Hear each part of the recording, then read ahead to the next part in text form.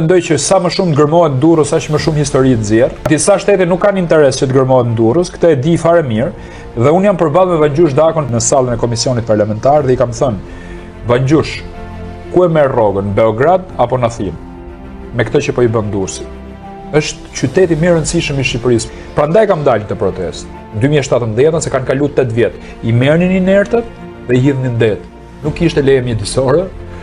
Vazhdu ngërmimet me skavator me matrapik në një nga zonat që duhet punohej me spatull dhe me penel. Kam folë me arkeolog ndryshëm dhe më kanë thënë po bëhet masakër. Vija çdo ditë i nderuar nga fushkruja në Durrës për të bërë protesta. E kemi gdhirë te torra veneciane ku Dako na ka çu njerëz për të na rrahur. Kemi çu njerëz në spital, ka çu grupe paramilitare aty. Ka qenë një qendresë qytetare përballë betonizimit, i një grushti njerëzish. Shkuam gjykatë, sa kemi luftuar dhe me pushkë dhe me penë. Pushka ishte protesta. Pena ishte gjykata administrative. E fitum vendimin e parë për pezullim punimesh. Ishte çmenduri dhe këtu fitoi betoni përfundimi. Aty unë kërcënohem nga një individ këtu në Durrës, që mos merrem me këtë çështje.